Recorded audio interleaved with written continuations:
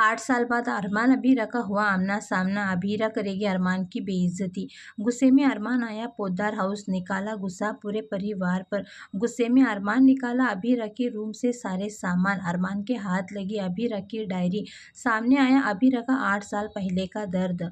जी हाँ दोस्तों, सीरियल ये रिश्ता क्या कहलाता है कि अपकमिंग ट्रैक में आने वाला है एक बड़ा इमोशनल अपकमिंग ट्विस्ट।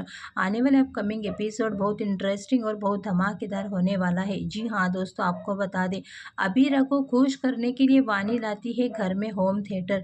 मतलब अबीरा हमेशा हंसते हुए रहना चाहिए और अचानक अबीरा वानी से बात करते हुए घर में भाग जाती है। वानी सोचती है कि माँ ऐसे भाग क्यों गई, लेकिन अबीरा आज भी अरमान मायरा को याद करती है और मायरा की सोशल मीडिया के डेली अपडेट्स देखती रहती है। अब तक अबीरा पूरी कोशिश कर रही थी अरमान को इग्नोर करने की, उससे बात ना करने की, लेकिन सच्चाई ये है कि उसका दिल आज भी उसी के लिए धड़कता है। आने वाले ट्रैक में दिखाया जाएगा कि अबीरा अपने मोहल्ले के जगह के लिए जानबूझकर किसी न किसी बहाने घर से बाहर ही रहती है, क्योंकि उसे पता है कि अरमान अब उसी मोहल्ले के घर में मिलने के लिए आ रहा है। एक दिन जल्दबाजी में अबीरा अपनी केस की फाइल घर पर ही भूल जाती है।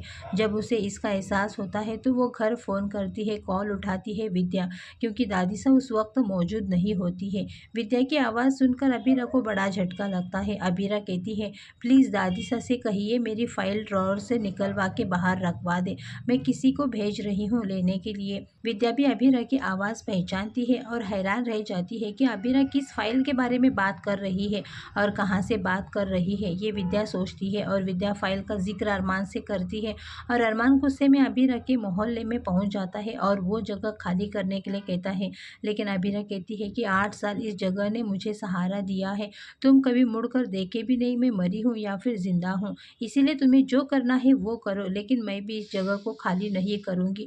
और अरमान बेइज्जत होकर जैसे ही घर आकर पूरे परिवार के ऊपर गुस्सा निकालता है तो सभी पूछते हैं कि क्या हुआ अरमान, लेकिन अरमान कुछ भी नहीं कहता है और गुस्से में अबीरा के रूम में से सारे सामान डॉक्यूमेंट्स जलाने के बारे में सोचता है। विद्या कहती है कि अरमान क्या हुआ, मुझे बताओ क्या हुआ, लेकिन अरमान कुछ नहीं कहता है। मुझे तो फाइल समझ में नहीं आएगी, तू ही फाइल निकाल दे। जब अरमान ड्रॉवर में फाइल ढूंढ रहा होता है तभी उसकी नज़र पड़ती है अबीरा की डायरी पर। अब यहाँ से शुरू होता है असली ट्विस्ट। अरमान पहले तो सोचता है कि वो डायरी पढ़े या नहीं पढ़े, लेकिन दिल की बेचैनी उसे रोक नहीं पाती। जैसे ही अरमान डायरी खोलता है उसके होश उड़ जाते हैं। उसमें लिखा होता है अबीरा का वो दर्द जो उसने किसी को नहीं बताया। उसे पता चलता है कि अरमान के छोड़कर जाने के बाद अबीरा 8 साल तक डिप्रेशन में रही। उसका इलाज चलता रहा, उसने ऑफिस जाना छोड़ दिया, अपनी ज़िंदगी थाम दी और बस पागलों की तरह अरमान और मायरा को ढूंढती रही। वो शहर दर शहर घूमती रही वानी को लेकर, हर जगह ढूंढा लेकिन अरमान कहीं नहीं मिला। डायरी के पन्नों पर बार बार लिखा होता है मायरा मायरा मायरा, और अरमान का वो नाम जो उसने जहन से कभी नहीं गया। डायरी में लिखा होता है कि अरमान तुम मुझे छोड़कर कहाँ चले गए, मेरी एक गलती से तुमने मुझे अकेला छोड़ दिया, मैंने ना जाने तुम्हारी कितनी गलतियाँ माफ़ की होगी, लेकिन मेरी एक गलती हो जाने पर तुम मुझे छोड़कर चले गए। ये कहाँ का प्यार है।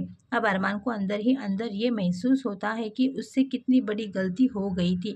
गुस्से में अबीर और वानी को अकेला छोड़ दिया और अब वो उसे अपनी गलती पर पछतावा हो रहा है। लेकिन दोस्तों, पछताने से क्या फ़ायदा जब अबीरा अकेली वानी को लेकर रह रही है। अब सबसे बड़ा सवाल ये है कि अरमान अपनी इस गलती को सुधार पाएगा, क्या अबीरा उसे कभी माफ़ कर पाएगी। दोस्तों, आगे आने वाला ट्रैक बेहद इमोशनल और रोमांचक होने वाला है। बने रहिए, ये रिश्ता क्या कहलाता है कि कहानी अब एक नई मोड़ की तरफ बढ़ रही है। फिलहाल दोस्तों, आप लोग कितने ज़्यादा एक्साइटेड हैं आने वाले अपकमिंग एपिसोड देखने के लिए, अपनी राय कमेंट करके ज़रूर बताना।